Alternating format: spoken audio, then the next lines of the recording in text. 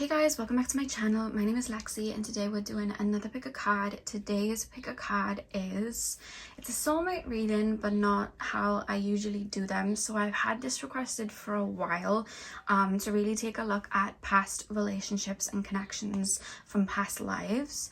And I just really felt called to do that next up. I really felt called to bring that forward because I know that a lot of cycles that we get stuck in and a lot of there's so much similarities between the lives we have now and past lives because they all bleed and blend into each other, and it's not just like we jump from one life to the other and we have completely different types of incarnations with completely different lessons. We're constantly evolving as souls through these lives, so there can be a lot of keys in regards to cycles that we have repeated in our current lives from our past lives. They could have originated there. So we're going to be taking a look at relationships and soulmate connections from past lives, but I've asked my spirit guides to really show me the lives where it's going to have significance over the life you have now, whether it was a karmic connection with a soulmate in a past life that you were clearing in this lifetime, whether spirit really want to show you a really beautiful love and a beautiful relationship that you had in the past to show you that you can have that in this lifetime and it can give you an outlet, or whether there's a thorn stuck somewhere that you don't really connect to childhood. It actually goes into your past lives, and that can then be a key in regards to clearing that. So it's really going to be up to spirit what soulmate connections come through and relationships from past lives come through, because you would have had a lot of lives with a lot of different connections. So that's what we're going to be doing. Ignore my nectarine peach, forgot what it's called. I was eating them basically, and I thought I'd move it to the side, so if it disappears during the reading, I had a snack break and I added it, so I just thought I'd say that it's not an ornament. So let's get in with your crystals. So pile number 1, we have the rose quartz crystal. Pile number 2, we have the amethyst ball. The reason I've got the incense holder there is so that this ball doesn't roll away, because it kept rolling away when I was trying to put it straight. Pile number 3, we have the pineapple calcite. And pile number 4, we have the lapis lazuli. So see which crystal you were drawn to. The timestamps are going to be in the description box as usual, and I will see you guys at your timestamp.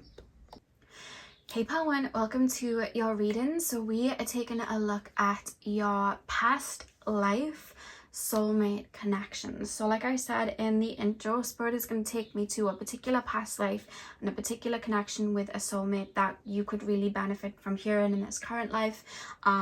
Like I said, whether it's you're working through clearing that karma, or you're being shown where a pattern began, or they could be showing an outlet of a really beautiful connection so that you guys have an outlet in this lifetime. We're really just going to see and see what spirit feel you need to see. So pile number 1, the rose quartz heart pile number 1.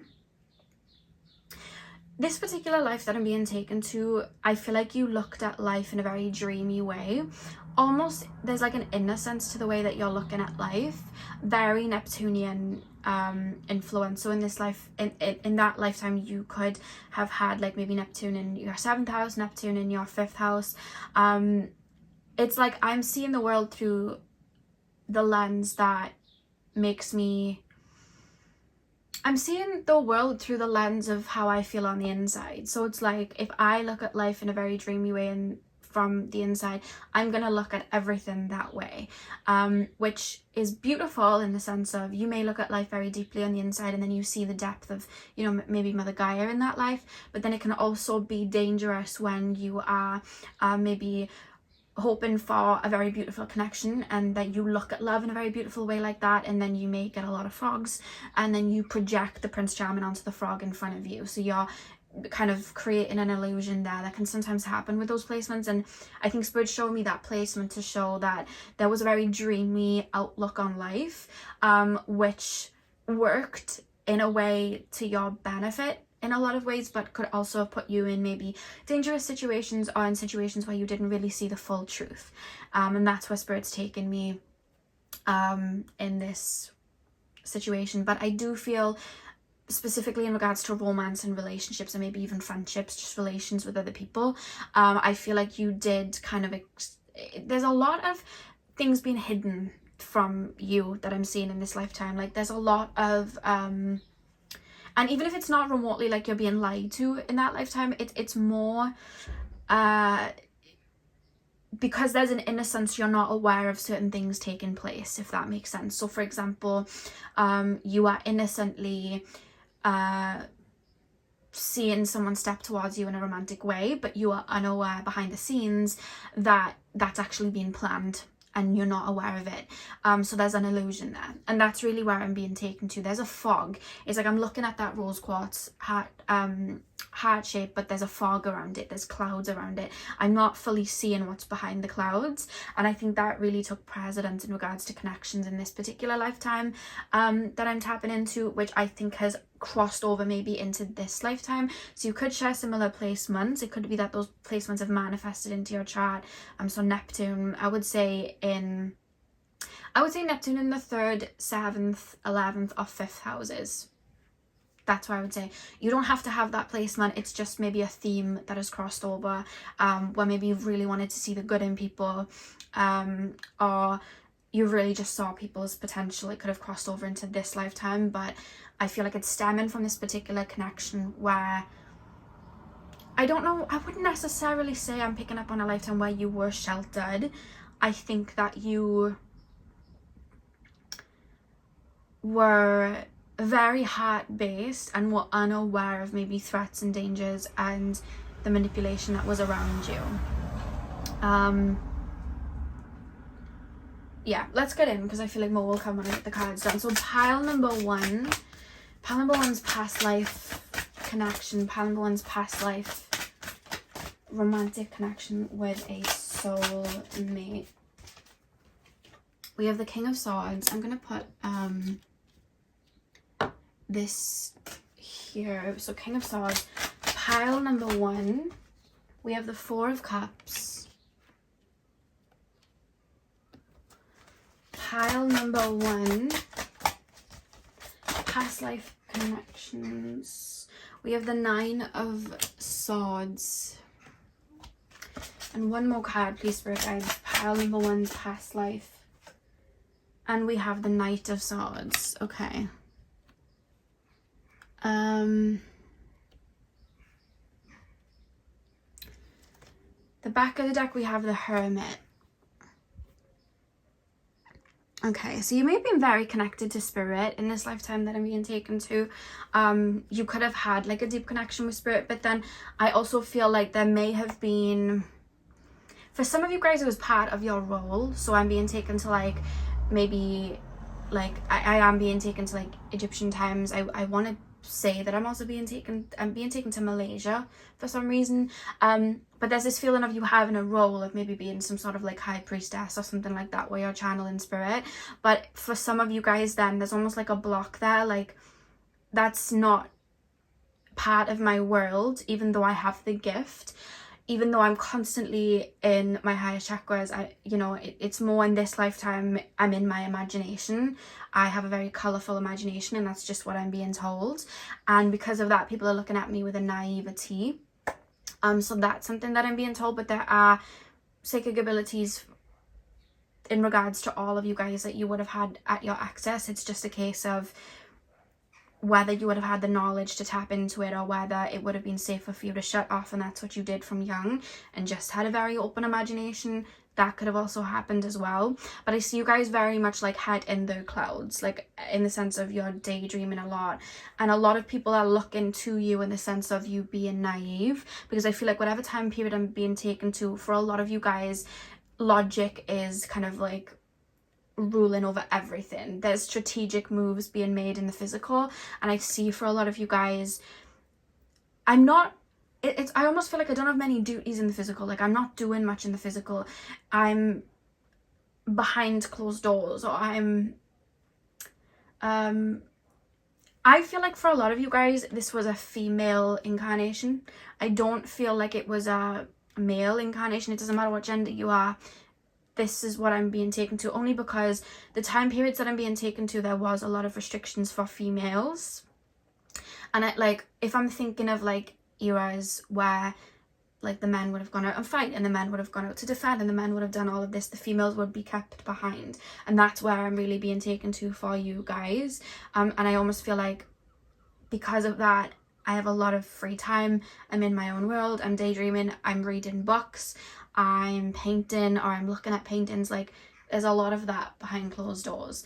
And I also feel for you guys, a lot of people who are making decisions for you, there's also a feeling of like, well, this person can't make decisions anyway. They, like, that's not their role. This is why I feel like you might have been female, because I know that they were very like oppressed back in the day. They weren't really allowed to make decisions. I feel like you would have had to like dance to the beat of somebody else's drum, and because that drum wasn't yours, you were looked at as being naive or head in the clouds, because you were a different type of person. Like, you were more emotional, you had a very big heart, you looked at life in a very dreamy way. And I feel like you would have escaped a lot, because I don't think you would have liked your environment, or there wouldn't have been a lot to play with in your environment. So it's like I'm in my head a lot, I'm daydreaming a lot.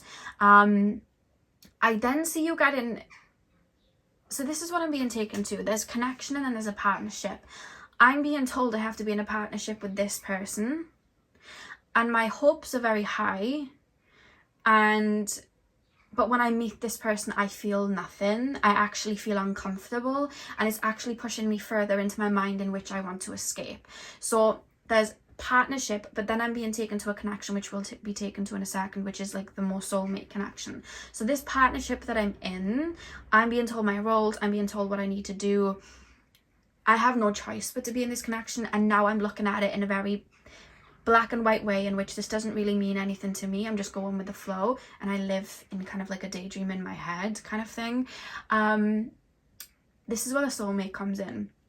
I feel like you would have had a friendship or a sort of romantic kind of connection with someone, while this is the thing, there's a crossover with young and just an innocence to you, which is making me have a very blurred line between, were you genuinely young as in you were a child, or were you just young-minded or innocent-minded? Because there's a connection coming to the right of me, and this person's kind of feeling like there's a duty here to either look after me, or to guard me, or to take me where I need to go, or to teach me things. Or it's reminding me of, like, you know, in Princess and the Frog, where the princess, she's best friends with Tiana, but Tiana isn't a princess. I can't remember what Tiana's job was, but the princess in that movie, she looks out for Tiana, and they're best friends even though they're from two different worlds. There's almost like a connection like that with somebody else, which is this soulmate connection, where you're not really meant to have a connection with this person, because it does feel like either royalty, or like, I know people call it like aristocrats, or you would have been like an emperor, like a high priestess or something like that. You're not meant to have this connection with somebody else. Like, I feel like you're meant to follow rules. You're married into certain things, whether it's through religion or whether it's through, you know, like in the Egyptian times, they had to be married to, I don't know, it's messed up, but like a sibling, because it's like they had to keep the blood pure with like royalty, or royals had to marry other royals. Like, even now it's like royals marrying other royals, or there's an uproar. It's like rules like that. So you would have made a connection with somebody that wasn't in these spaces, maybe might not have had a lot of money, would have worked for you in some sort of way. But they feel, this is what, again, there's blurred lines here, because it's like either this person's significantly older than me and looking after me, or this person is more logical and in tune with this world, whereas I'm looking at life more innocently. And I can't differentiate between the two. They're not giving me an answer there. But there's somebody that's like looking after you, and then I feel like a connection begins. Like, I feel like my heart space is connected to this person, and this person's heart space is connected to you. But there's a very, especially from the other person, it's like a logical understanding of, this can't happen even though I want it to. This can't happen even though I feel very hearty connected to this person. Like, this can't happen though. Like, we're from two different worlds, or it's illegal that we can do this. Like, they have to marry into the rich and whatever, and you know, maybe one of you's a Protestant, the other one's Catholic, like I don't know, there's just a lot of that coming through. So it's like we can't be together, but there's this romantic connection happening, and I see you spending a lot of time with this person. For some of you guys, I'm being taken to France, and I see you building a connection and being very close. I do see intimacy in that way as well, and there's a lot of talk of like, oh, we'll run away, like, oh, we'll run away, or we'll just kind of get married, like we'll run away to another country and we'll get married, or we'll go do this or we'll go do that. And I feel like the other person doing it, the person that you're with and the person that you have this connection with, they're saying it, but they know that they can't do it. Like, they're saying it and they want it, but they're looking at it from a logical perspective of, this is a really nice fantasy, or this is a really nice place to escape to, but I know we can't be together and I know it's not real. And they're thinking that you're looking at it in the same way, whereas I feel like in that lifetime you're genuinely connected to this outcome. Like, this is where I'm being taken to. There is an inner sense here of like, we're going to be together, like this is going to happen. And I think because you're being led by the more spiritual notion and the more emotional notion of this is a connection, and while it is energetically and emotionally, physically there isn't really a partnership there, and there's a lot of escapism. So I feel like this person and this connection, it's added then to your escapism of, I'm going to be with this person, I'm going to be with this person, and I'm really boldly being shown infidelity. So whoever you might have got married off to or being connected to, I feel like there would have been infidelity there with this person. And there's kind of like what I'm being taken to then, because I'm being taken to the 5th house, like a whirlwind romance. That's kind of where I'm being taken to. And I feel like there was a really, I want to say beautiful connection. However, when I'm being taken to an ending, I'm being told like a crash and burn. So King of Swords, 4 of Cups, 9 of Swords. I feel like this is where I feel like for a lot of you guys it would have been royalty, or it would have been like,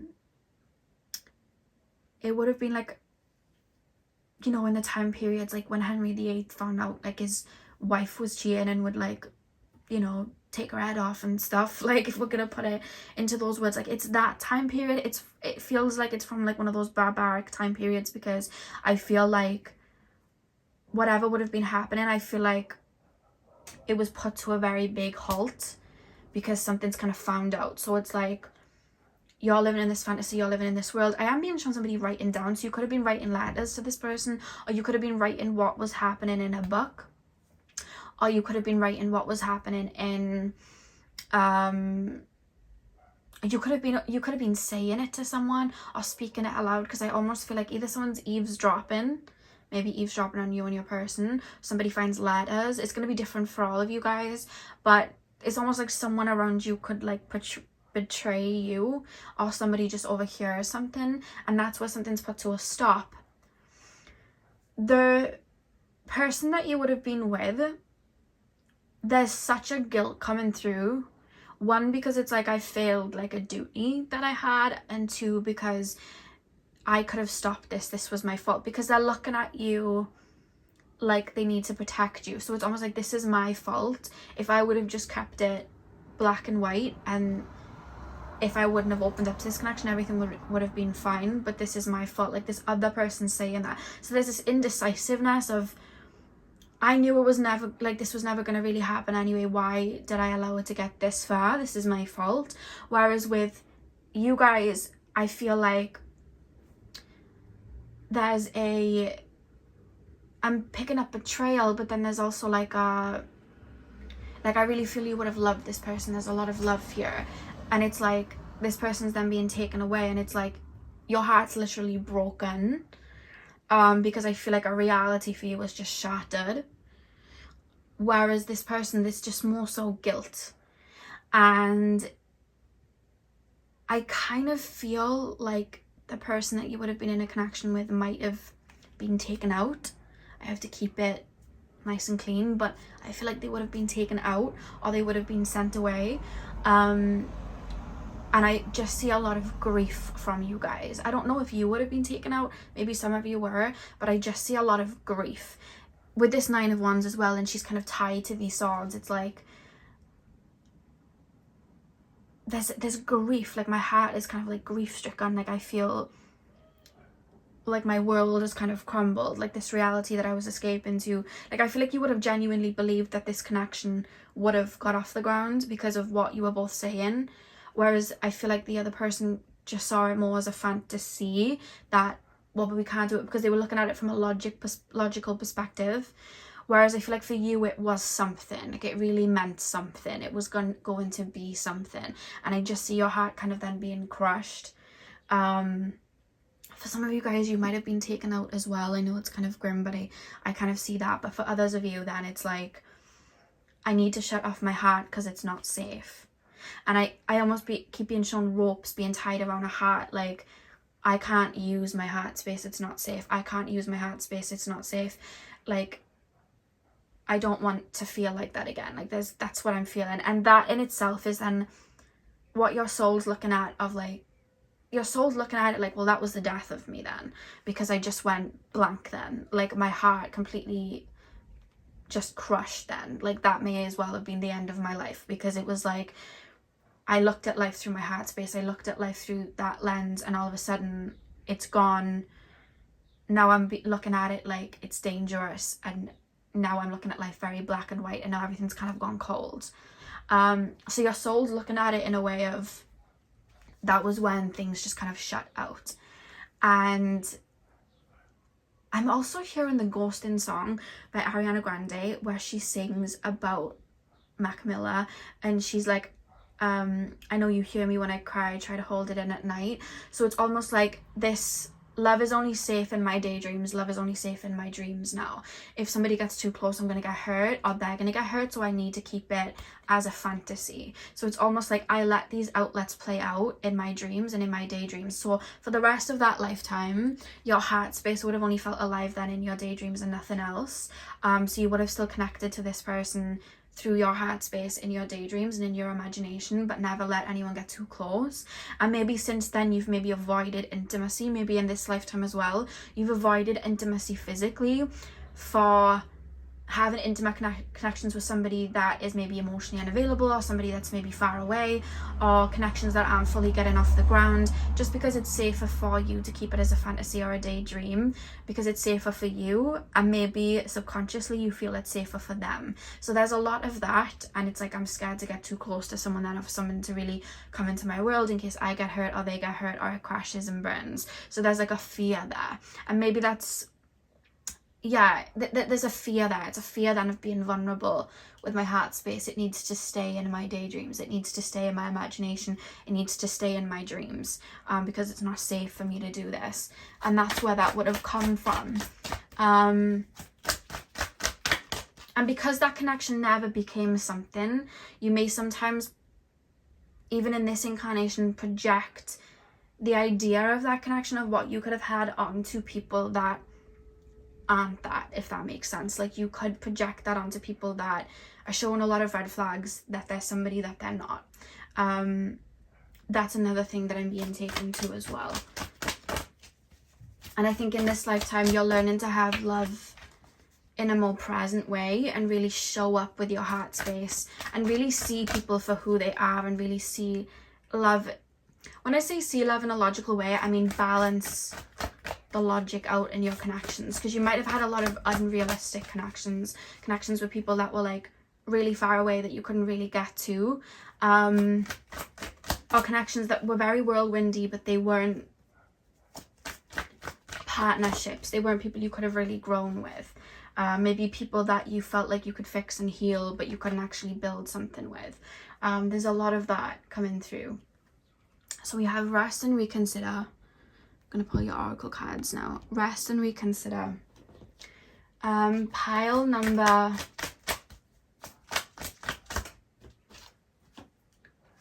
1, we have helpless and hopeless. We have strengthening bonds. One more card from this deck, please, Spirit Guides. Pile number 1. Oh, we have... Oh no, that's too many. I just want one more card, please, Spirit Guides. One more card. Pile number 1's past life. Soul connection. It's very interesting because I feel like in that lifetime as well, you also had to dim a lot of your light and keep a lot of your imagination, maybe psychic gifts, maybe your heart space and the depth of your emotions. You had to keep it hidden. So I almost see you guys then learning to walk around in a shell, have one front to people, and then your inner world's like your inner world and no one comes in. And I think in this lifetime there's kind of like a double clearing that you're doing with allowing that shell to really fall off and showcase who you are, as well as doing that exact same thing in regards to intimate connections with other people. It's like you may have shown up as what people needed you to be in this lifetime instead of really showing them who you are and your needs and what you like to do, because I feel like in that lifetime it's almost like I have to be, let's just say, a wife or a husband to this person because that's my role and I just have to go with it, and then who I am and everything that I want is a daydream hidden away. I'm not allowed to have that. And it that would have constantly followed. It could have been that you wanted to be an artist in that life or a musician or even a psychic in that life, but you couldn't have. You had to go with what you were told. So I feel like as well in this lifetime, a lot of who you are is almost like I'm hiding that away because this person doesn't like when people are shining their light, and this person needs me to care for them, and this person needs me to nurture them. I'm going to be what you need me to be. And that whole ideal of what love is, then it's being hidden away. Whereas you're being told to show up with your beautiful heart open, to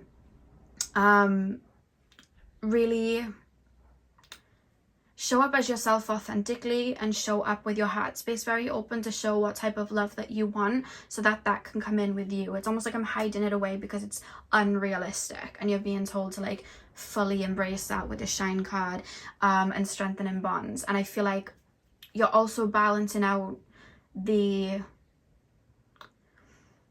how do I explain this with strengthening bonds? You're learning in this lifetime to see people for what they are and not projecting onto them what they could be as well. Or seeing a connection for how it is and not projecting onto what it could end up as, like looking at it from very much a face value.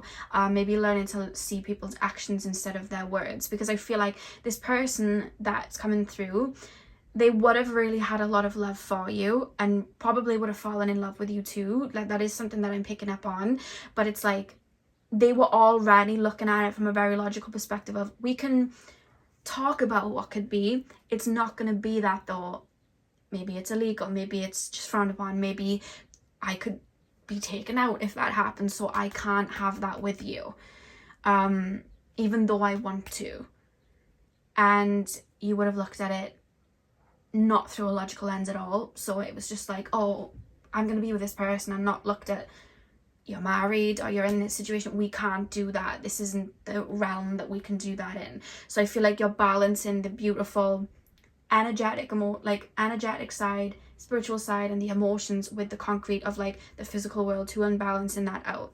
Because there's a lot of people even in this day and age that will say a whole lot and want to have a connection with someone, but then not feel the courage to go and do it, so they'll keep it as a fantasy. That happens a lot, and maybe you've come across people like that in this lifetime, because it's mirrored from that lifetime, you know what I mean? It's mirrored so that you can really see through it and see the logical side. And if you're not going to take that leap with me, I need to look at your actions and not your words. So I feel like that's something you've been learning as well. But I feel like the people that are going to take those leaps and be as courageous as you, they're going to be drawn to you showing up as yourself authentically, not caring what people have to say, and just really being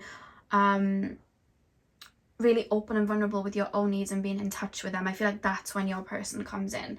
I feel like the person from this past life, this soulmate from this past life, I do feel it was karmic, and I feel like there was karma that would have been created in that life anyway. you know what it is? I feel like this person would have been like a soulmate in that lifetime, and then I feel like you would have both created karma from that lifetime. And I feel like this person may have shown up in this current lifetime that you're watching this as a karmic partner so that you can clear that karma, because I feel like this person would also have those nudges in this lifetime of, especially if you had somebody in your mind, I feel like this person would also have those notions and nudges of like, I'd like to be with this person but physically I can't because maybe this person lives far away, or I'd like to be with this person but like I feel like maybe they're projecting the best version of me onto them and I don't feel like I can live up to it. So there's this indecisiveness of I want to be with you because I already have a connection with you but I can't physically take the leap. But there's a lot of that mirrored. So this person, they may have shown up in this lifetime maybe with a lot of Libra placements, because I'm being shown a lot of indecisiveness. I would say Virgo placements as well, I'm very in my head. They don't have to be Virgo or Libra, it's just energies I'm picking up. Whereas, yeah, like that's, I feel like this person, you and this person could have had a lot of 12th house synastry as well. That's just something that I'm picking up too. But I feel like that's how it blends into this current lifetime, and you're learning to have very, you're learning to balance the rose-tinted glasses with the reality that is, and show up as your true self, not what people need you to be or people are telling you to be, and really look at actions and not words. I feel like that's something that you've been learning in regards to this connection, because this connection, you did have a connection with them, it was a hearty connection, but it sometimes we'll connect with people, especially when we have our higher chakras open, and we'll look at it through the lens of spirit of like emotionally and energetically, fifth dimensionally the connection's here, but physically it's not happening, it's not manifesting into the physical the way it's supposed to. And we have to remember that we are physical beings in this lifetime, and we have to weigh out the physical and the logical side too. So that's something that you've been learning. And if you have come across this person in this lifetime, I feel like they would have mirrored those karmic wounds back to you, because it's a karmic connection that would have been created. So pile number 1, that is what I have for you guys. I really hope that you enjoyed the reading. Hit the thumbs up and comment down below if you did. I'm sending you guys all of my love. I hope you have a beautiful morning, afternoon, evening, whenever you guys are watching, and hopefully I'll see you guys in my next video. So thank you guys for watching. Hey pal 2, welcome to your reading. So we are taking a look at your past life soulmate connections.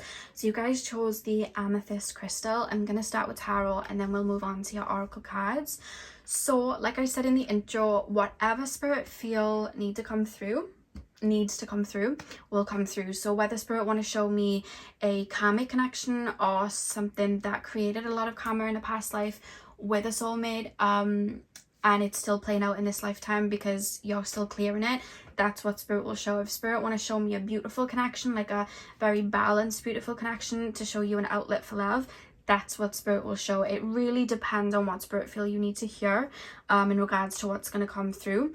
I said it to pile number 1. I'm probably going to say it for the other piles because I forgot to say it in the intro.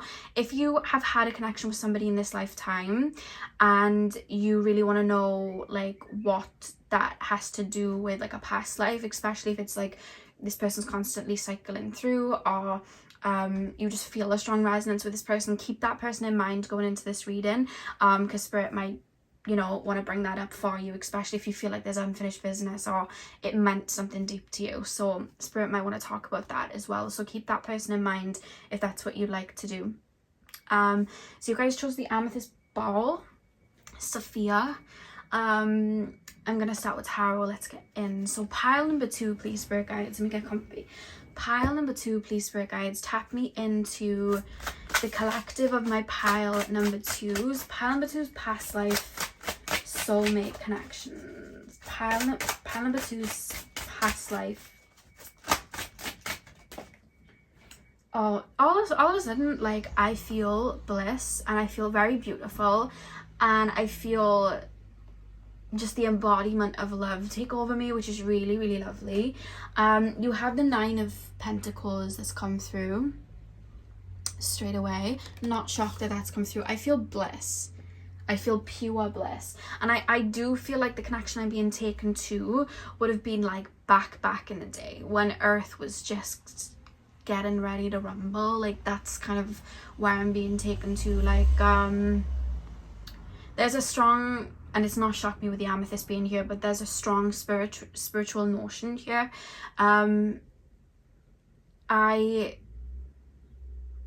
feel like I'm one with someone. Like, even though I'm aware that I've incarnated into a physical body, like, I'm aware of this in this lifetime. Like, I'm aware that I'm a soul in a physical body, but I feel at one with you. I feel like you're a part of me. I honor you as part of me. That's how it's coming through. We have this star that's come out reversed. Pile number 2. Ooh, let me grab your card. It fell on the floor. We have the 9 of Wands. I'm going to move these over. I don't know where the accent came from. We have the 9 of Wands. I'm going to move the crystal over here. I'll probably hold on to it while I read. Pile number 2, past life soulmate connection. We have the 7 of Pentacles. Lovely. In the back of the deck, we have the Wheel of Fortune as well. Okay. Okay, so the 9 of Pentacles, the Star reversed, the 7 of Pentacles, and the 9 of Wands. Okay, pile number 2 is past life soulmate connections. So the first thing that I want to say is I feel like I said, this connection, I feel like this would have, even in regards to your soul speaking, have been a life that you feel very connected to, because it's almost like I'm reflecting back to, this is what life could be like. This is what life could be like. This is how life's supposed to be. And I see your soul really connecting to that lifetime with a very beautiful, it's like my heart feels very warm when I think of this lifetime. And I'm being shown not a lot physically is going on, in the sense of, you know, jobs and you know, wars and things like that. Like, not a lot of that's going on. Everything just is. Like, everything's just peaceful. Everything's going according to nature. I saw a post the other day. I actually posted to my story on Instagram, and it was like talking about how in Native American cultures, they don't believe that human beings necessarily are meant to, like, be achieving all of these big things. We're just meant to live just as nature does, and just grow and just be one with nature and just move like nature, because we're a part of it.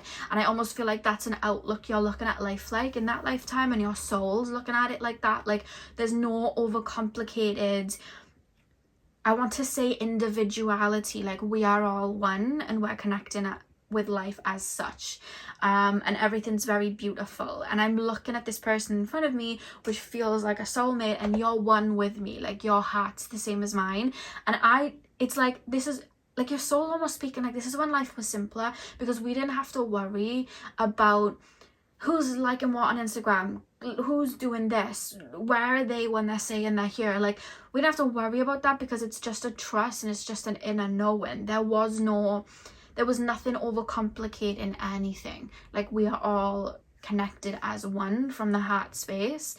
And then I'm hearing, and who says that we can't still have that? We're told when we incarnate, it's almost like we're shown what type of connections we're meant to have, and a lot of things that are very toxic and that intoxicate the true meaning of love kind of cloud and create so much karma that doesn't necessarily need to be there. But when you find your way back to your heart space and you activate it with that true meaning of love, and you kind of shine that light out, it's like a lighthouse for other people who have done the same. And we don't have to play into those same rules or those same karmic notions of having these up and down connections with all of these wounds. Like, we'll incarnate in lifetimes, your soul's like completely speaking through, we'll incarnate in lifetimes where we're supposed to clear karma, because that's why we're here. We incarnate and we choose to clear karma, but once that karma is cleared, we really do choose how love can be.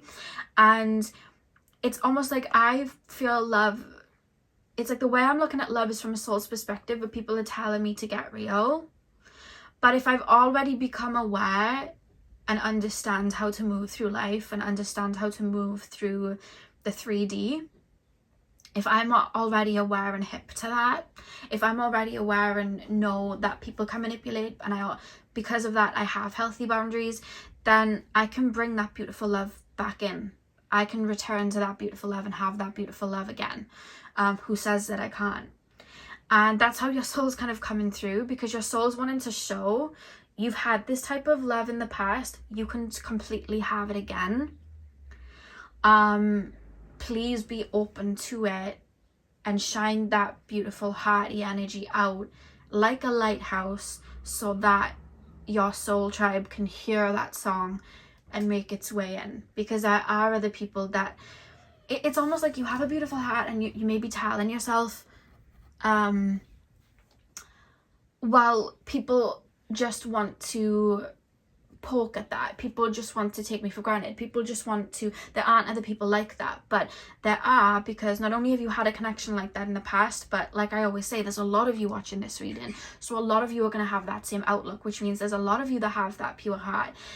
And I'm kind of hearing pure hearts unite. Like, it's okay to put the sword down and be open to that beautiful love coming in, because I feel like you have an idea of love in your head of what a beautiful love could be like, and then you keep telling yourself, yeah, well, people aren't like that, and I need to get realistic. And it's like you've already understood so many hard lessons, maybe you've cleared a lot of karma, you already know what type of energies to stay away from, and you're already igniting your heart to know what your heart truly wants, and that you don't have to settle for anything that isn't that. So in doing that, you're being told to embody your heart space confidently for that beautiful love to come in, because you've had that in the past.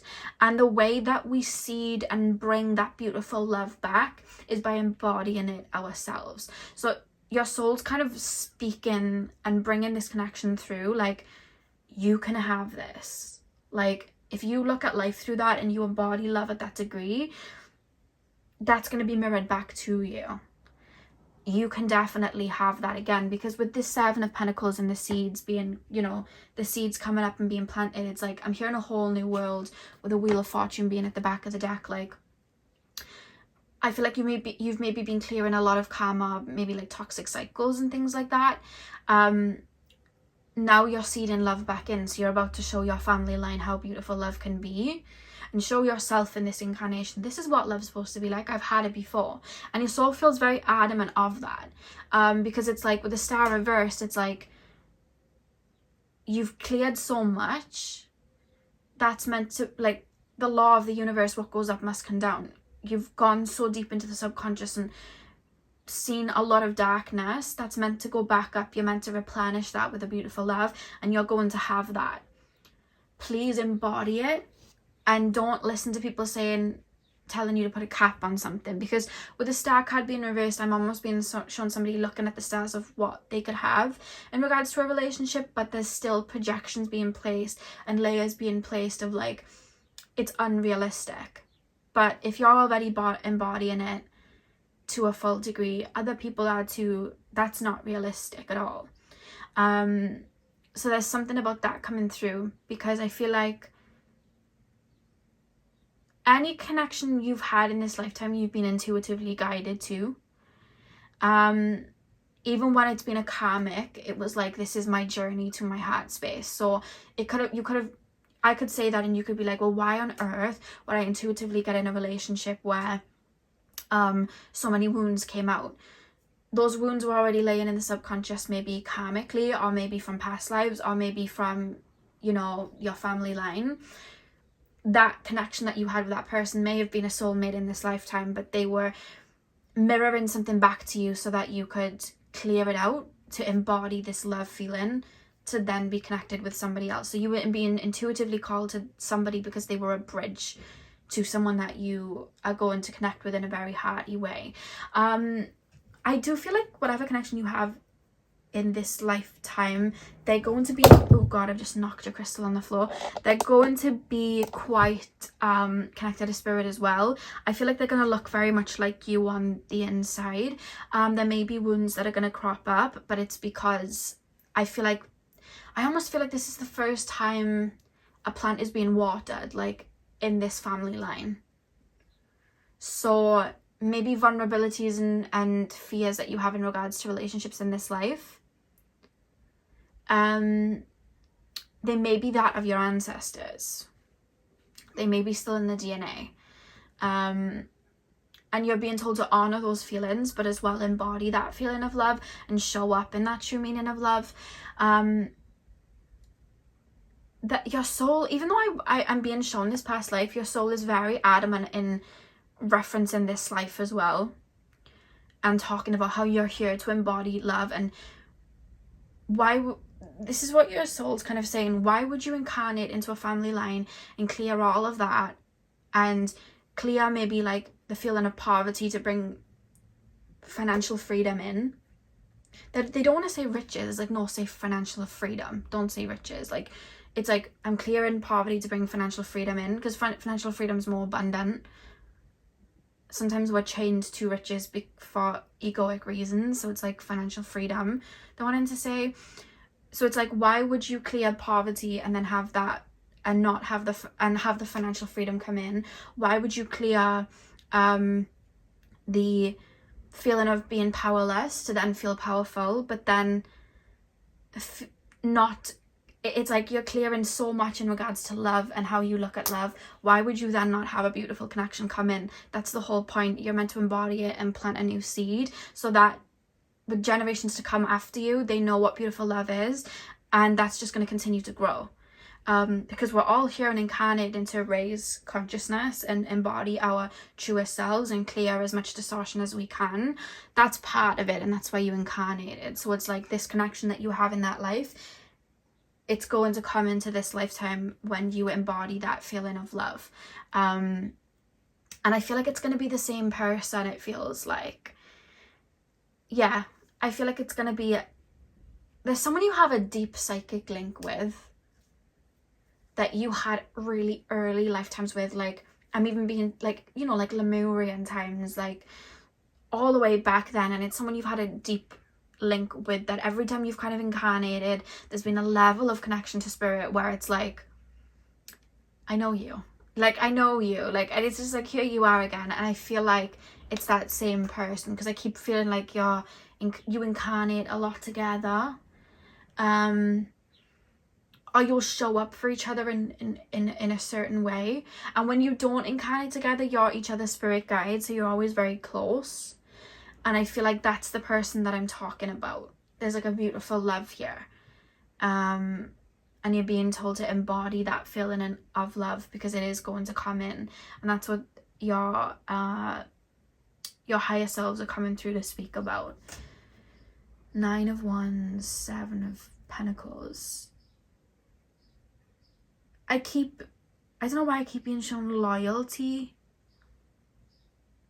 Like, I feel like loyalty to you means something a lot different to the actual notion of loyalty, because I feel like loyalty to you is, I treat you as part of me. It's not even a case of like, I treat you as family, I treat you as part of me. You're part of me. You are one with me. So I treat you how I treat myself. I protect you the way I protect myself. I love you the way I love myself. And I feel like with you guys, you've always looked at love in that way, and I think that's why it's burdened you sometimes when people have treated you not so good, because it's like you've taken that as being disloyal, like it's really hurt you, because it's like, I'm hearing I wouldn't do that to you, like things mean, like I'm hearing you say things mean something to me, like a specific date, it means something to me. Like if I'm telling you deep things, it's because it means something to me. Like you mean something to me, even if you were just a bridge, like a connection that was a bridge to help me clear something, you still mean something to me, and I'm going to treat you as such. So when you discard me, it's like the biggest form of betrayal to me, because it's like, it cuts deep, because I see you as part of me. Do you understand what I mean? I hope that makes sense. Like, I see you as family. It's a very big betrayal. I think you're very careful with who you let in your life, and whoever you let in your life, it's like you're part of me. You mean something to me. And there's a lot of sensitivity in regards to that, because I feel like you really do bear your soul. And that's where then I see you guys with this 9 of Wands feeling like, maybe love isn't like that in this, you know, maybe I have to be really, maybe I just need to marry for like logical reasons. Maybe I need to only look at life through that way. Maybe I need to be black and white. Maybe I need to stop being so sensitive. Maybe I need to make my heart a bit smaller, like shrink my heart to not love so deep. Maybe I need to stop taking things so seriously. Whereas I'm being told, you've already, with the ones being behind the guy, like you've already learned so much wisdom in this lifetime, and so much lessons in this lifetime to look at life through a very balanced lens, and physically have those boundaries in place to protect yourself and really see what you truly want. Like, you've already learned those lessons. What you need to do now is trust that you've learned those lessons enough, and open up and embody that, and be that example of love. You know what I mean? Be that example of the love that you want to see. That's what your soul's coming through to speak about. Because this connection that I'm being taken to, it's just that set of incarnations that your soul really holds on to tightly, of like, it can be this simple. Why are we causing so much chaos? And I think that that's what you're embodying in this lifetime, and maybe in other areas too. It doesn't have to be just love. It could be in regards to, again, being financially free, or you know, being in flow with your emotions, or being in flow with where you're meant to be taken, or being in flow with your spiritual gifts, or feeling powerful and confident in yourself. I feel like you've had to clear a lot of karma to bring a state of inner peace, and to be an example and an embodiment of healing, an embodiment of something. So that's where your soul's taking me. I'm going to pull some oracle cards. But the way you connect to this lifetime, because I'm being told not to fully pull too much from these connections from this past life, because that's where your higher self is like, sit in silence and tune into your heart and what your heart truly sees love as. Balance it in with everyday life, and that's where you have your portion. So it's like, I feel like even that will bring back karmic memories from past lives of what love was like for you. Even maybe sitting in meditation, I see memories kind of coming up to you. Like scenarios where you would have had a beautiful connection with this specific person. Someone that you haven't physically met in this lifetime yet, I feel, for a lot of you guys. Or if you've met someone that you have a really intense connection with, and when I say intense, I mean like that love feeling feels very activated. That it's like a warmth. It's not like too much fear, it's like a warmth. There's wounds maybe coming up, but there's a warmth. If that's someone that you feel connected to in this lifetime, it could be that person. But for a lot of you guys, I feel like you haven't met this person. But I feel like you're being told to sit with your heart space of what love really is. Because I feel like your soul hold on to that memory and hold on to that life really tightly. As an example, because I feel like your soul your soul uses that as an example of what could be, and allows you to push through a lot of mud to clear and set an example. I hope that makes sense. So that's why I'm being told not to imprint too much with memories, just that there's this soulful connection from the heart space, because you're meant to embody it. Your soul already knows. Let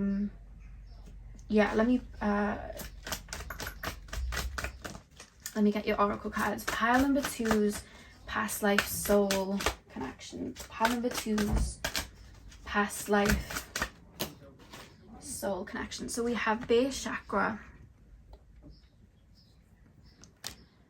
We have clarity of belief. Some of you guys as well are still maybe thinking nothing's going to come in like that. That's unreasonable. Like, what I truly want out of love, that's not going to happen. But then I'm being told for you to look at where you started in life and where you are now. Where you started on your healing journey and where you're at now. The most powerless you felt to how powerful you feel now. The most grief you've ever felt to the inner peace that you have now. And it's like, look at these journeys. Why would it stop at connections? Like, if you've already made that journey in all other areas, why would it stop in regards to relationships with others? You know, that's where I'm being taken to, because I feel like there may have been a lot of projection. Or maybe you've used the glass ceiling as a way to understand connections in this lifetime and in the 3D. Some people don't mean what they say. Some people lie. Some people are, you know, deeply wounded and want to project that onto me. Some people just want me for healing and nothing else. Like, maybe you've had to use that glass ceiling to look at people in a very black and white way. Hold on to that, of course, but there is always a duality, and if there wasn't, you wouldn't exist with this beautiful heart. So remember that, you know, because maybe you've had to create that projection in the sense of you've had to look at things in black and white, and that was the case with some connections, you know, that people didn't mean all that they say, or people did lie, or people did, you know, not know how to have a beautiful love and then not treat you the best. Like, that's also a possibility too, but I feel like you've gone through those lessons to understand the balance. What goes up must comes down. There's yin and yang for a reason. Pile number 2, past life. We're so focused on this life for you though. Find balance. Yeah, of course that comes out. Find balance. That's what you've been balancing with the base chakra as well. It's like looking at things from a black and white perspective. But you're also meant to, it's like, if we go too spiritual, we can become ungrounded. If we become too logic, like, we forget to even grow. You know what I mean? We're just growing down to the roots. We're not, the fruits aren't being born on the tree, and the tree isn't growing. So it's like, we have to balance that out.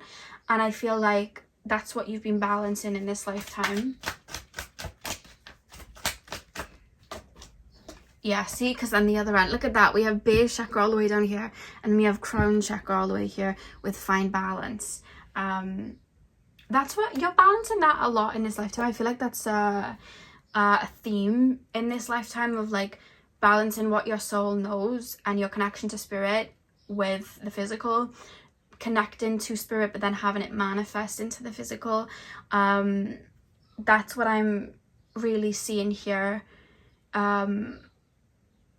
With the base chakra being here and then the crown chakra being here in this balance, I feel like for some time, I think you've been really rooting yourself down and really looking at life in maybe a black and white way in the form of connections, and now you're returning back up here. That's why we've got the crown chakra there. You're returning back up here. We have spread your wings, look, right here, spread your wings. So I think you're stepping towards a connection coming in if you haven't already, but you want to be open to it and embody that feeling of love for that to come in. And I think that's why your higher self really wanted to speak on that more so than just talk about a connection from the past, to show you the outlet of what love can be like. Because this past life, when the minute I saw that 9 of Pentacles and I embodied it, like, I just felt pure bliss and love. And there was just no chaos. Like, I trust this person, I'm connected to this person, they're one with me, and the way I'm treating them is the way they're treating me, because they look at life the same way that I do. And we found each other through embodying these energies, and it's a psychic thing. It's like we've got a psychic connection, and I feel like that's the type of connection you're going to have in this lifetime. But you want to be open to it, and you want to embody that feeling of love, because I think that a lot of this lifetime, I think you're here to lead as an example. You know, you heal yourself as an example for other people. You love yourself and embody that feeling of love as an example for other people. And in turn, that all flows in and is attracted to you, and other people can see that. And I think that at times, maybe you've taken it very literal. So it's like, I'm embodying, I'm incarnating amongst all of this karma, because there's a lot of healing that needs to be done, and maybe I'm trying to heal everybody else before myself. So it's like I'm healing everybody else and broken birds, and they're all coming towards me because they know I'm here to heal. However, I was just supposed to heal myself and set the example and shine the light out like a lighthouse. And I feel like that's the journey you're on now, embodying that feeling of love, and embodying what romance is to you and what a partnership is to you, and really understanding and getting to grips with that, shining it out like a lighthouse for that, you know, to come in. Because I'm being shown like a road being mapped out, like where do airplanes land? You know, the landing strip? It's like my heart's becoming this landing strip, and then planes landing because it knows to come here. So you're here to be an embodiment of that, because how we are on the inside manifests on the outside, and that's what your higher self wanted to bring through. So pile number 2, that is what I have for you guys. I really hope that you enjoyed the reading. I know it didn't go the way I expected it to, but that's what wanted to come through. So I hope you guys enjoyed. Hit the thumbs up and comment down below if you did. I'm sending you guys all of my love. I hope you have a beautiful morning, afternoon, evening, whenever you're watching, and hopefully I'll see you guys in my next video. So thank you guys for watching. Hey pile 3, welcome to your reading. So we are taking a look at your past life soulmate connections. So like I said in the intro, Spirit's going to take me where we need to go. That's going to really help your current lifetime. So if you guys are working through a karmic wound or have been letting go of a karmic cycle, I could be taken to where this started in a past life. If you learned a really hard lesson in a past life and it's echoed into this lifetime, that's another place where we're going to see that come up. We'll probably be taken to that incarnation, as well as Spirit might even show a really beautiful past life connection with a soulmate to give you an outlet of what really can be in regards to love. We're really just going to hand it over to Spirit and, you know, see what you guys need to see in this current lifetime. So like I said, for my pile 1 and 2s, if you do have a person that you feel you go around in circles with, or you feel a strong connection with, or there may be unfinished business, keep that person in mind, because especially if it's still in your energy field, Spirit will probably want to bring that up. So keep that person in mind if that's why you clicked on the video. So pile number 3, please, Spirit guides, the pineapple calcite pile number 3. Pile number 3 is past life. Oh, hang on, your card just fell on the floor. We have the Knight of Swords. There we go. So we have the Knight of Swords. Pile number 3, please, Spirit guides. Pile number 3. Pile number 3 is past life.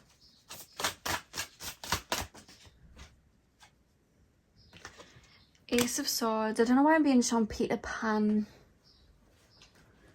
Pile number 3.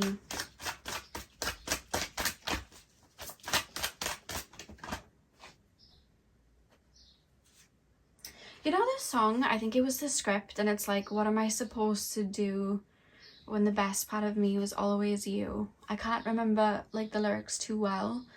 And I'm sure they sing I'm falling to pieces. That's the song that's coming through. And I don't know why I was shown Peter Pan as well. We have the 4 of Cups, and we also have the King of Pentacles. Okay.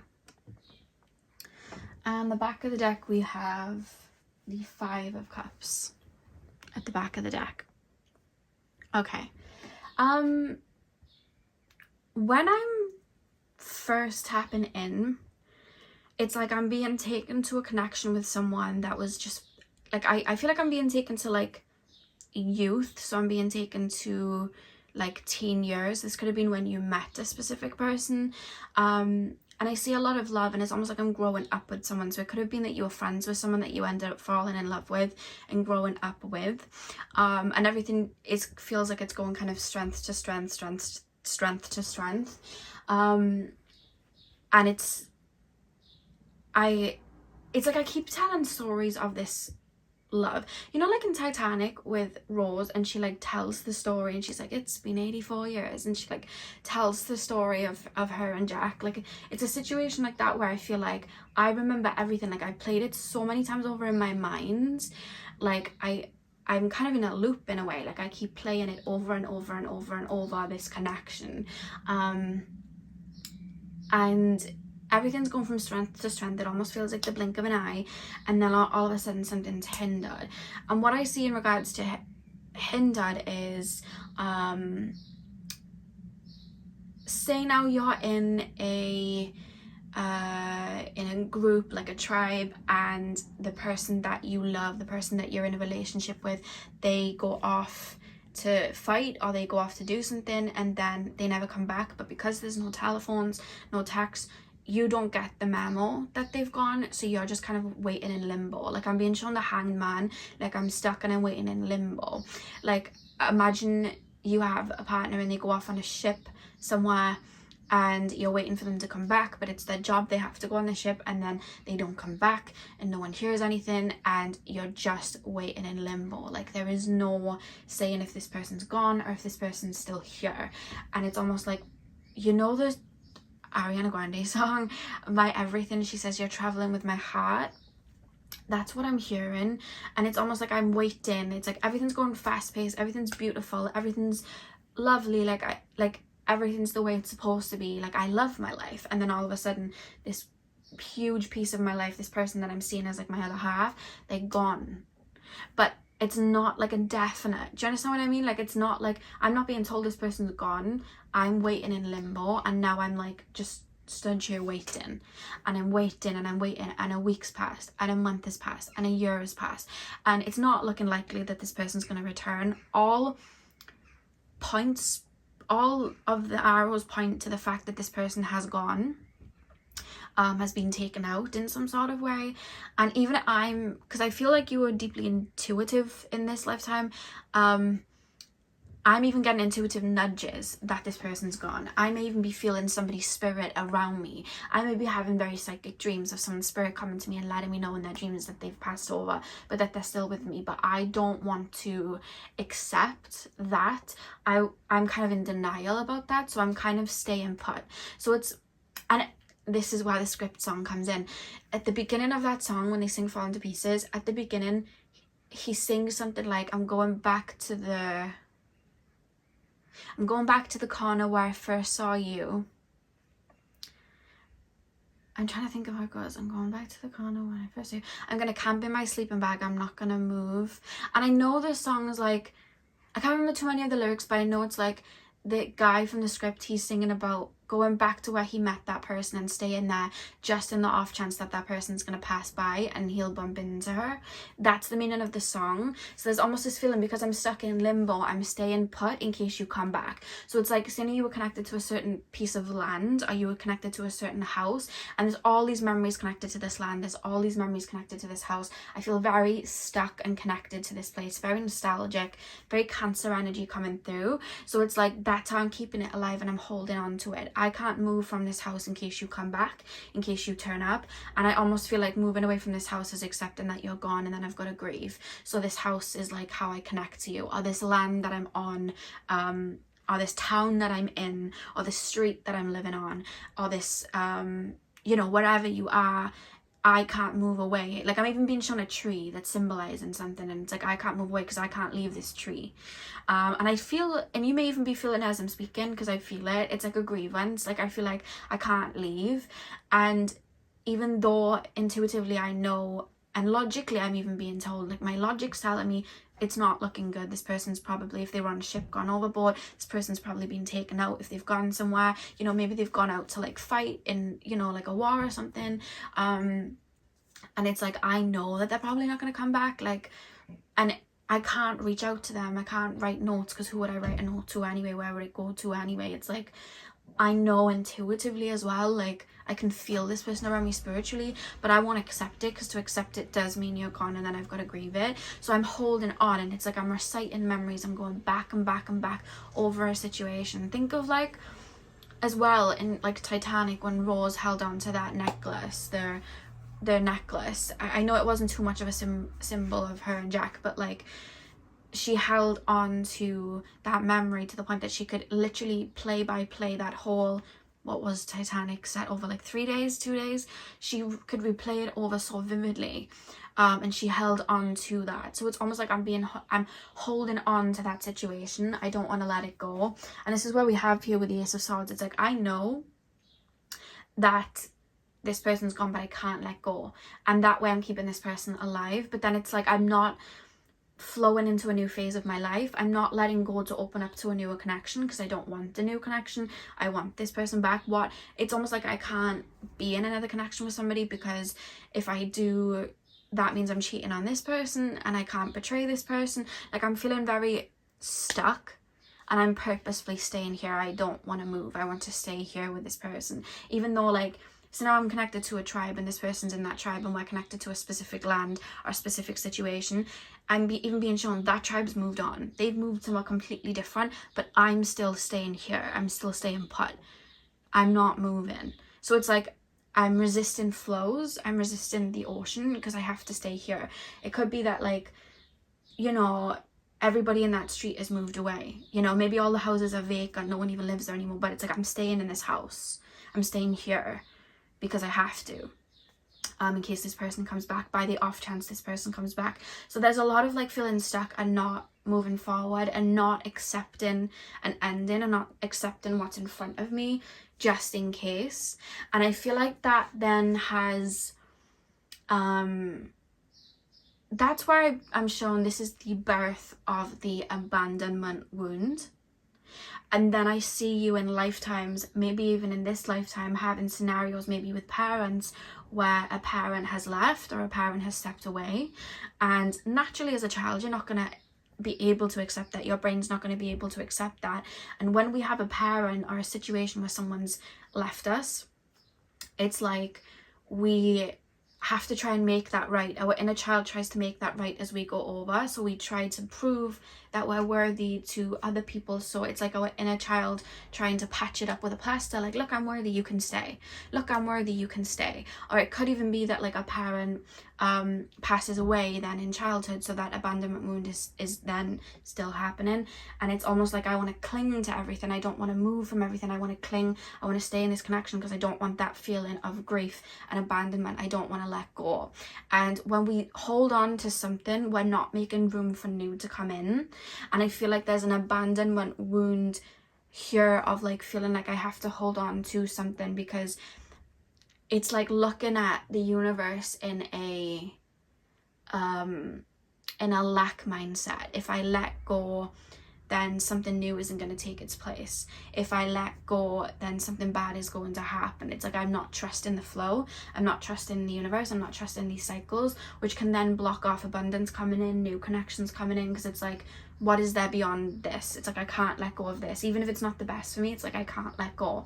And I feel like that's maybe something that some of you guys have been dealing with, which feels connected to this lifetime. Like there's a connection with, and I feel like you've had a few lifetimes where you've dealt with this, because it's not just relationships that this has been dealt with. I feel like this would have been a specific soulmate that you were connected to, and they would have passed away, tried to let you know intuitively, but you would have held on and not accepted it. And then I feel like because you've had other lifetimes since, and I feel like that abandonment wound was manifested for you to work through. And I'm actually being told this lifetime you've become more conscious of it in regards to pulling that wound off, and accepting that nothing is lost in that aspect, or accepting the grieving period and being open to something new coming in. I'm being told this lifetime and the lifetime before this one, there's almost this acceptance that's coming through where you are becoming more mutable. But you would have had a couple of incarnations between that where there would have been a lot of loss, a lot of grief, people, whether they were leaving your life or stepping out of your life or just abandoning you in connections, like relationships, like just stepping away for whatever reason. I feel like you would have dealt with that to understand that. My favorite saying that Spirit said to me, you begin with love, you end with love, nothing ever is taken away from you. And when you grieve something, I think you're learning to accept the grieving process, that something has gone and been removed, and accepting it, but then also opening up to the flow of something new coming in, and accepting that from a spiritual term, nothing is ever lost. You know, spirit is all around us, and the third dimensional realm, it really is that of an illusion. Our soul tribe are around us all the time. So that's something that you've been getting to grips with, and just being open into the flow, because I feel like it also manifests in regards to you guys as well, in maybe in this life, where maybe you'll hold on to a job and you might not even like the job, but you're holding on to it because it's like a fear of the unknown, a fear of letting go of it. What if nothing else comes in? And that's where you've been learning to trust and opening up to something new coming in. But I do see also in connections, it's like I'm being shown some of you guys in a connection with someone that isn't able to fulfill your needs, but holding on to it, because it's like when they let go, it's going to trigger a wound that I don't want to feel. I don't want to feel that feeling of loss. I don't want to feel that feeling of something parting from me, because I almost feel like a part of me is going with them. And you're learning to accept those cycles, I feel, and learn that, you know, you begin with love and you end with love. Because even in this, you know, 5 of Cups, if you see, she's looking through the window. She's looking back at like a memory here, but we have flowers here that she could, you know, she could be looking at these cups and being happy with these cups and these flowers and these cups, but she's not, you know, she's looking out at the window at, you know, elsewhere. So I feel like you've been learning to embrace newness. You may have a lot of Pluto in your chart in this lifetime, a lot of Uranus in your chart in this lifetime, maybe a lot of Scorpio. I am picking that up for some of you guys. You've been learning to accept life's ebbs and flows, and flow with them instead of holding on, because sometimes holding on can hurt us a lot more, and we can't flow when we're just holding on to something. We stay stagnant then, and I think that's what you've been learning to do. Because when I tap into your energy now, you feel like the way I'm being shown your energy now, I almost feel like it's like a flower opening, and embracing sunlight. But as you know, with flowers, they go through so many lives of withering and the petals falling, and then, you know, the seeds go into the ground and then them flowing again and grow, and there's such a cycle with that. And with me being shown you guys with a flower open with the sun, I feel like you're coming to the end of the cycle, like you've cleared this wound, because I feel like it took a couple of, because your soul sometimes can be quite stubborn, and I feel like, yeah, because you understand unity and connection, and I feel like it might have been hard for your soul to understand the third dimensional, like, individuality. This person's physically gone. I feel like that might have been a little bit hard for your soul to quite grasp and understand, but I feel like you feel so much more in flow. Like I keep being shown a dolphin floating through the waves, like you really work through that wound. So you have, literally, we have rebuild, and I'm hearing the end is where we start from. An ending is the chance for a new beginning. And I think that's what you've been learning as a result of this abandonment wound. And it's having you look at life in a much more abundant way. We have detach. I'm hearing the song from the Hannah Montana movie, Butterfly Fly Away. And it was like Billy Ray Cyrus singing to Miley, because she's kind of like growing up. And they sing like Butterfly Fly Away because she's like kind of leaving the nest sort of thing, like growing up and becoming her own person. So there's that feeling of that. Because it may even manifest with like children, or even like moving out of a family home, or like even animals. It's like, I don't want to, if I let them go, they might not come back sort of thing. And it's like trusting the universe and trusting spirit. You know what I mean? I feel like that's what you're learning to do, so you can be more in flow. We have Seek the Truth. I'm gonna pull one more card from this deck. Pile number 3. Pile number 3 is past life. Soulmate connection. Clarity of belief. Yeah, okay. And the back of the deck you have helpless and hopeless at the back of the deck. And you see how he's just stood there like looking at the sun? It's like I'm staying put. You know what I mean? Like I'm staying put, I'm not moving. And that's what you're learning to do, go with those flows. We have a rebuild. The end is where we start from. When we grow, because in life we're going to grow out of people, we're going to grow out of friendships, we're going to grow out of relationships, but that's a chance for us to vibrate in a different energy and something new to come in, something that's more aligned with us. I'm picking up Sagittarius energy with you, so I'm seeing somebody like looking at life and the way they're looking at life is expanding. So then it's like I'm naturally growing, but then I'm losing people around me, and then I feel this grief because it's that same wound being hit. But I feel like as time goes on, I feel like you're really listening to those ebbs and flows, and having a very healthy, with the detachment card, it's like a healthy, you know, a detachment. So it's like I'm not cutting off from people, I'm loving the people around me, but I'm allowing space for us to grow.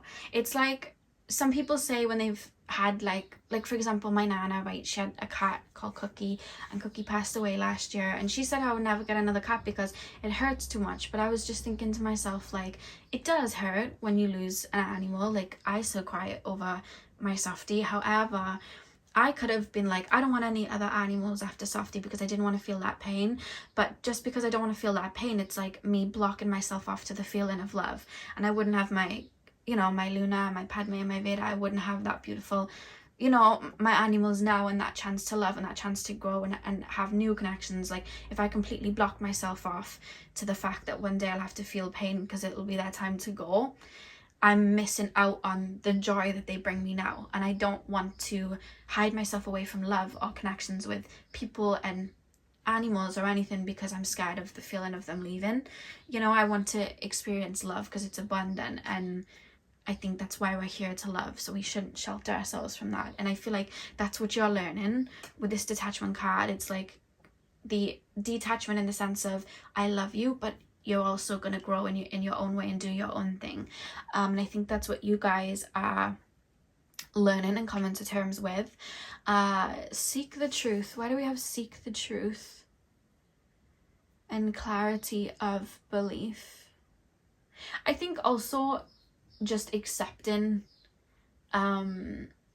because a lot of the times we can escape into the spiritual side of nothing is ever lost and this was a lesson, but we also have to understand the human perspective of things, of like grieving, like this person is no longer physically in this realm with me, or this person did deeply hurt me, and even though yes, it's a spiritual lesson, I still have to accept that as a human being and work through that wound.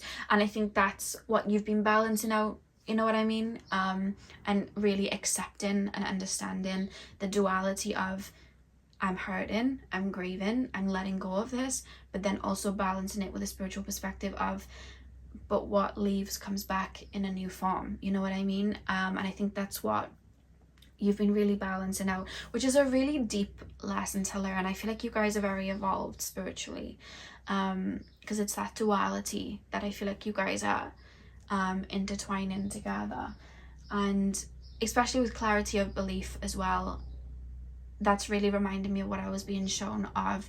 I'm intuitively being told that this person may have passed away, or I'm being intuitively being shown in my dreams this person's coming to me to let me know that I'm gone, but it's like I'm not accepting it. So it's kind of like accepting certain truths I feel like you guys have been learning to do as well.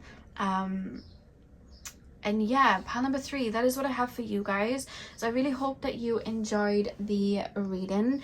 Hit the thumbs up and comment down below if this resonated. I'm sending you guys all of my love. I hope you have a beautiful morning, afternoon, evening, whenever you guys are watching, and hopefully I'll see you guys in my next video. So thank you guys for watching. Hey Palfo, welcome to your reading. So we are taking a look at your past life soulmate connection. So like I said in the intro, I'm basically going to hand it over to Spirit to show what connection we need to be taken to. So if you guys have like a certain karmic wound in a past life with a soulmate that you may be working through in this lifetime as well, Spirit might take me there. Or if you've learned a really hard lesson and it echoes into this lifetime, Spirit might take me there. Could also be that Spirit just want to give you an outlet of what a beautiful love can be like, and I feel like that's where Spirit's going to really just show that connection to give you an outlet on what you can achieve in regards to love in this lifetime as well. So I'm really just letting Spirit take me where I need to go with these readings. Like I said to the other 3 piles, if you feel you have someone that there's unfinished business with, if you feel like there's someone you have a really deep connection with and you want to know if it was, you know, something connected to a soulmate situation, especially if it's really intertwined with you, Spirit will probably bring that up. So remember to keep that in your mind when I'm tapping into this reading. So let's get in. You guys chose the lapis lazuli. I'm going to start with tarot and then we'll move on to your oracle cards. So let's go. So pile number 4, please, spirit guides, tap me into the collective. The minute I tap into you guys, my crown chakra feels heavy in the sense that I feel like I'm really opening up. So I feel like this may have been a lifetime where you were very heavily involved with spirit. Very heavily involved with spirit. Like, I'm almost being shown somebody sitting there and spirit's like whispering in my ear. Like, I'm so involved with spirit that there's even a bit of a blur between the physical human beings and then spirit, like, which could even be that I'm being taken to like Atlantean times, Lemurian times, where we were in a bit of a higher dimension. Could very well be the way my crown chakra is really elevated happening. Or it could just be that you were just super connected to spirit and you were just dwindling between the realms. And especially if you had that, then you're probably quite open to it in this lifetime too. So that's coming through. So pile number 4. Pile number 4 is past life, soulmate connection. Pile number 4 is past life. We have the Ace of Cups. I'm gonna pop your crystal there. We have the Ace of Cups and we have the 5 of Wands. Pile number 4, please, spirit guides, past life. Pile number 4 is past life, soulmate connections. We have the 10 of Wands. I'm being shown, wasn't it Tupac that had a tattoo that said trust no one? When I opened up to your reading, I saw intuitively the 7 of Swords, and then I'm being shown Tupac's trust no one. Yeah, pile number 4. Pile number 4 is past life, soulmate connection. And we have the Hanged Man as well. Let me move my coffee over here. Okay, what have we got at the back of the deck? Right, we have the 8 of Swords at the back of the deck. I'm not gonna lie, this might not be the most positive reading, but I feel like I'm being shown trust issues, because when I'm being shown Tupac's tattoo, forgive me if I'm wrong and he didn't have a tattoo like that, maybe it's something I've been shown, because I keep being shown a tattoo saying trust no one, and I'm sure Tupac said that or had a tattoo of it, I'm not sure. Straight away I feel like I have my guard up. I can see things coming a mile away. Like, I'm sitting in a room, it feels very dimly lit, I see things coming a mile away. People are it's not even people, spirit's letting me know to have my guard up with someone. No, spirit's letting me know to keep my, it's like I'm picking up it's weird because it's coming through as a soulmate.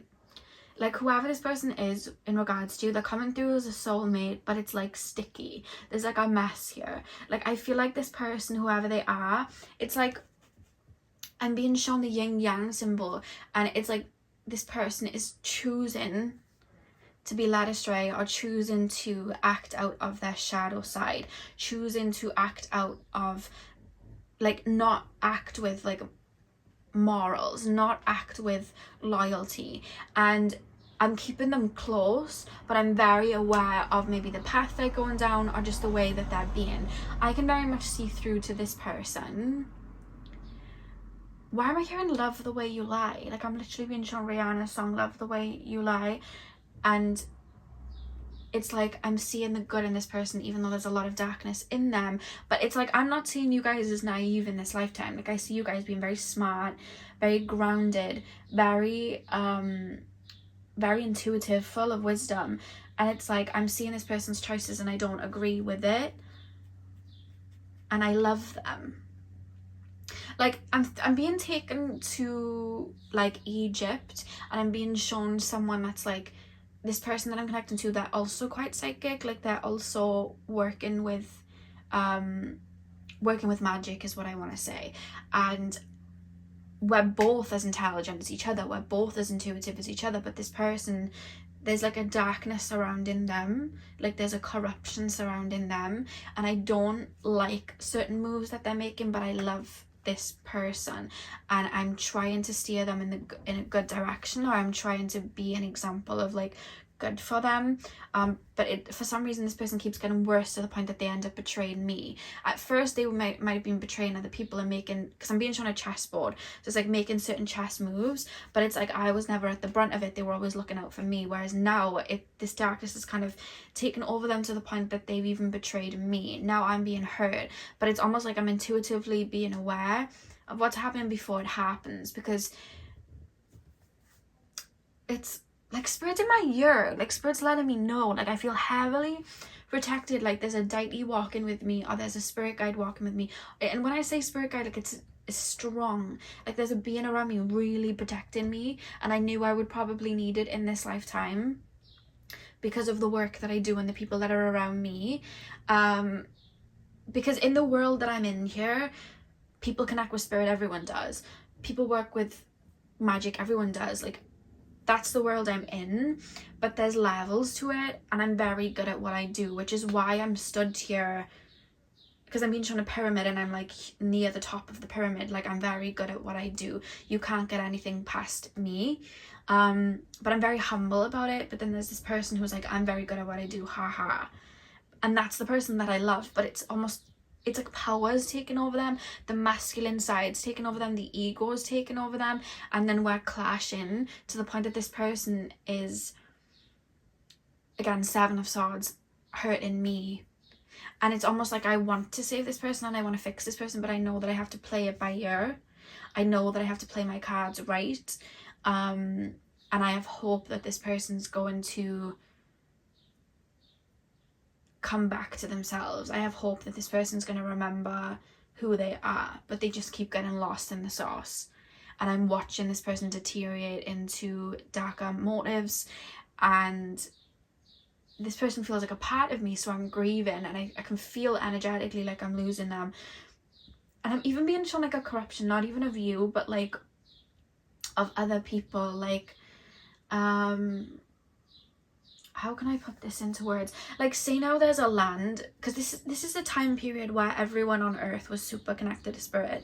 So imagine there's a land that means something to people. Like, it means something, there's so much power there, and there's, you know, people just innocently living connected to this land.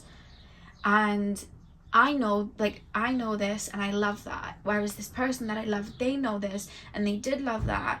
And they understand the sacredness of the land. They understand the sacredness spiritually because they are connected to it in that way. However, this person's become so power hungry that empathy's kind of been blindsided. And now this person's like, if I harness the power of that land, I would have control over it, and then I would be even more powerful than I am now. And I'm looking at them and I'm like, why do you need to be more powerful than you are? Why do you need to take from somebody else? Like, what's going on here? Like, why would you want to do that? And then all of a sudden, like, that land then is kind of like taken over, or something happens to those people because of this person. And it's like, why would you like, that's hurting me. Then it's almost as if I originate from that land. So it's like, why would you do that? Why would you do that? What, you didn't need to do that. And then I'm being taken to, like, you know, like in Aladdin with like Jafar, and he's like really power hungry. It's that sort of thing. And it's just getting worse and worse and worse. It's like, you know, in Aladdin when Jafar says to Aladdin, like, he used to be like him too. And if you think of Aladdin, he's very pure, but like Aladdin chooses then to do good, whereas Jafar, in his quest to be powerful, he loses sight of everything, you know what I mean? And he becomes this horrible person. So that's what I'm being shown. And then I'm being shown like a sword being placed towards me, like it's like a crisscross, you know, like the 5 of Wands is like a crisscross sword, like, and now you're stepping over me, now you want to take power over me, now you're seeing me as a threat.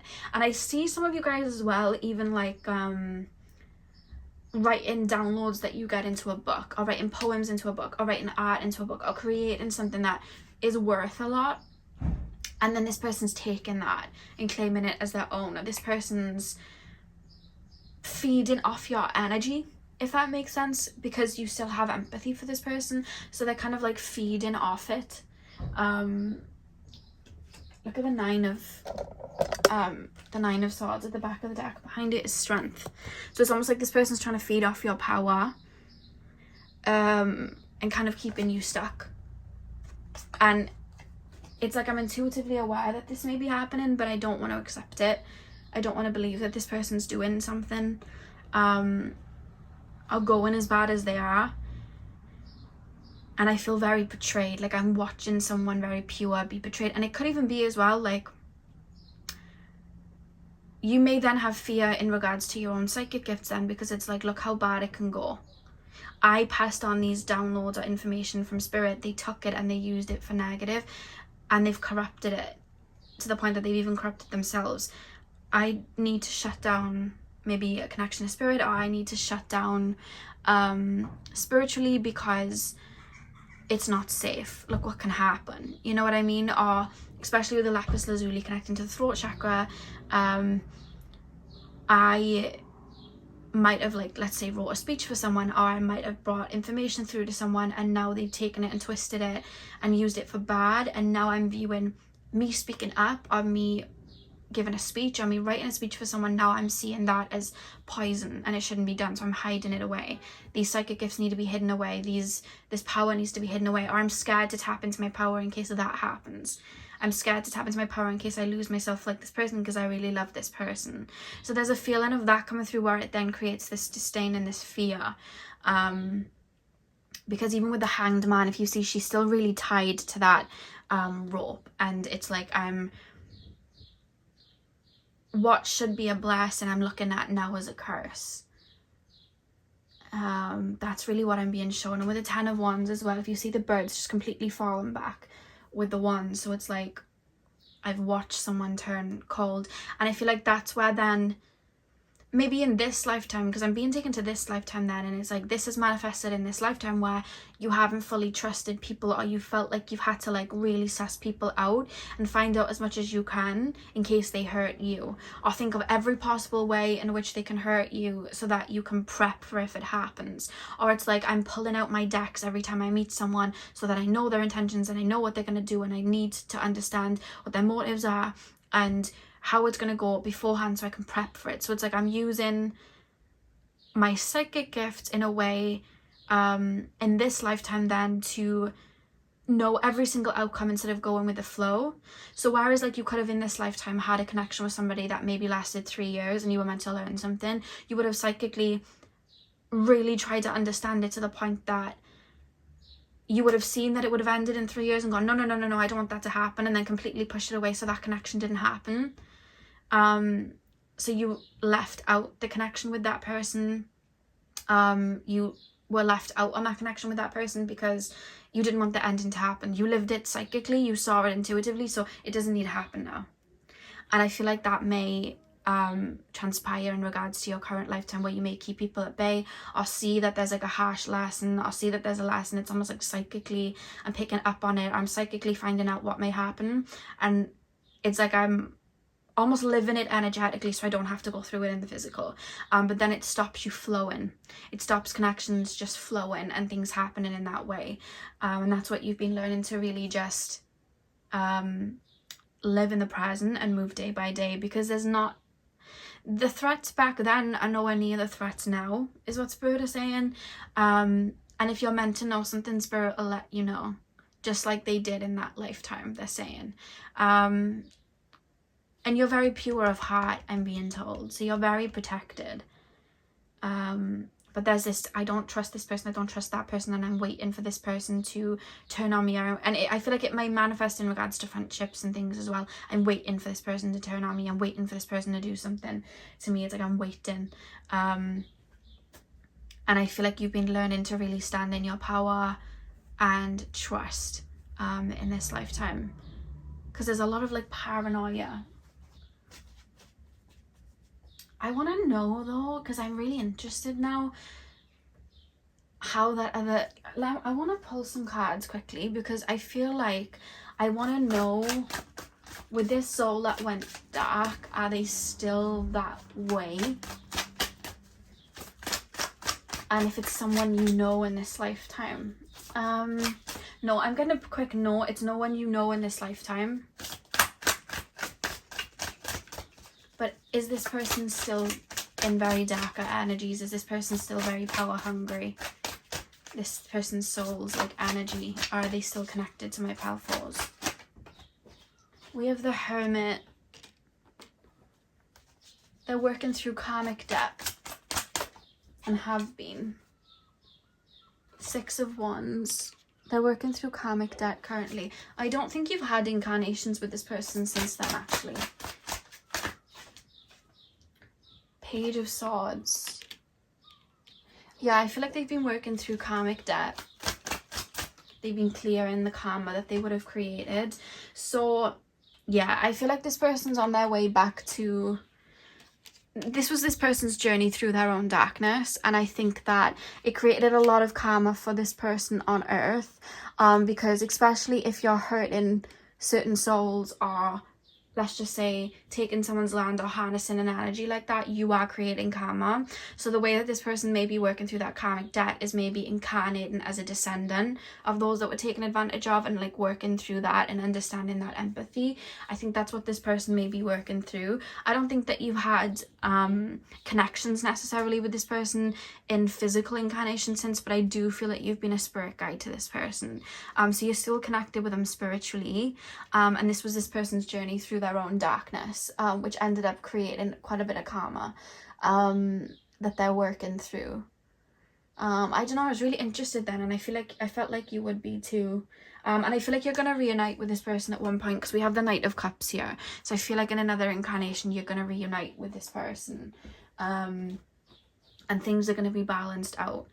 And I think as well, you learning to trust, and you learning to trust in your own abilities, that if you're meant to know something or something's going to happen, that it'll come to you. I feel like that's your way of like healing that wound too, which I actually feel you have been doing. And I do feel like for you guys, this is a lot lighter than the other three lives, in the sense of you've been working on the karma from that lifetime for so long. It's so faint, I feel like, because I don't feel like you're scared necessarily to open up to your psychic abilities. There may still be some debris, but I think that you've worked through it enough to be really open with your psychic abilities. So I feel like you've worked through a lot of the karma that would have disconnected you from that. Pile number... but I don't think you've had incarnations with this person since, and I don't think you know them in this lifetime now. Unless, obviously, because this is a general reading, you feel really strongly like this could be someone you know, then of course. But for a lot of you, I feel like you haven't had incarnations with this person yet, and I do think there's going to be a reunion physically with this person where a balance is restored. But you both need to be at a specific energy, and you're both very much there, because they're here with the Page of Swords and the Ace of Swords. Because this has been going on for time. Like, this lifetime I'm being taken to was a long time ago. Like, before, I feel like for a lot of you guys, it was before time was even being recorded that we know of right now, you know? So, it was a while ago. I feel like you have worked through it, both of you.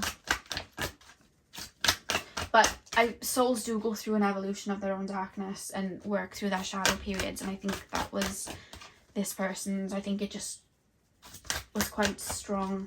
Maybe they were working through certain karma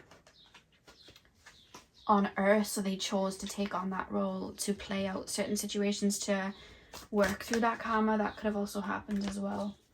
Pile number 4's past life. We have strengthening bonds. I do see like sometimes you guys are a little bit wary of people's intentions, but I feel like it's so light. Like, I feel like everything's very light. I feel like you've worked through a lot of it. Pile number...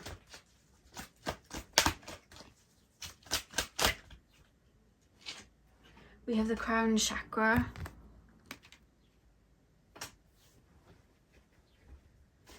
Pile number 4, please, spirit guides. Pile number 4. Yeah, because I feel like we have share the love. I feel like a lot of the times when someone's going to do you dirty, you see it coming from a mile away. Even in this lifetime. You have psychic dreams, spirit rats on them and lets you know. Like, that's what I see. Rest and reconsider. Then we have new vitality. Okay. So strengthening bonds. Why do we have strengthening bonds? I feel like that incarnation in itself was heavily karmic in regards to like, so think of like ancient civilizations that we don't even know about, and karma would have created, and we would have gone round in a cycle, and then you and this person's soul would have seen that. So it's almost like you're incarnating as a divine masculine and a divine feminine energy, incarnating with that same earthly karma. So it's like, I know you're going to hurt me in this lifetime, and it's going to create something, and then we're going to mend it and come back together. So it's like with the strengthening bonds card, I feel like you both would have incarnated knowing that something like this would happen, but through your own soul's evolution, it was like, I'm going to learn how dark certain souls can go and how much people can lose themselves, and I'm going to learn that betrayal, and I'm going to learn all of that for my own soul's evolution. And also I'm going to play that role of leading by example and staying close to the light in my heart space, and I'm going to lead by example there. Whereas this person is going to completely lose themselves in that darkness and then return to that balance, you know what I mean? So it's like we're helping Earth clear that karma by playing that role again, and clearing it. And I know it's going to hurt, but it's also going to help our souls. Like, this person's going to completely lose themselves and come back. Very hard journey, but they're going to do it, and I'm going to hold on to a light when there is darkness all around me. Like, that's what I'm literally being shown, and it's two journeys that are quite hard and difficult, but we're both going to work through it. And that not only strengthens our bond with our own soul and our own truth and our own light within, because it's tested so much, but it's also we're doing this in the name of love then, because it's like we're clearing that karma. So it's very karmic, even the choice to incarnate in that lifetime. Like, you both would have been very aware like that something like that was going to happen.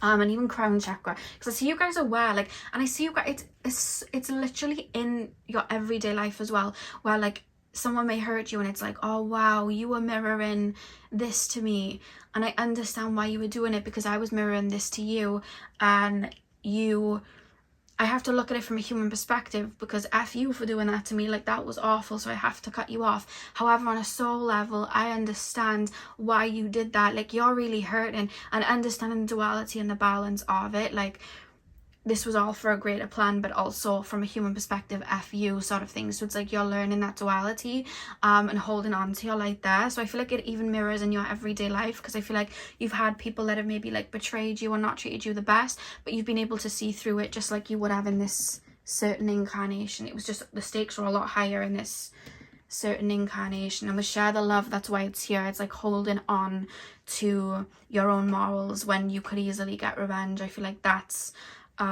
something that you've been holding on to, like, that's not who I am, and I'm not going to succumb to it. I'm not going to dive down to their darkness. Like, I'm not going to do it. I'm going to hold my light. I'm not going to let them take me down with them. So that's, I feel like, a test that you would have gone through in that lifetime, and continued with in regards to your other incarnations. Why do we have rest and reconsider? I feel like rest and reconsider is more so both of your souls then going on separate journeys to work through that karma and strengthen your connection to your higher selves. That's what I would say.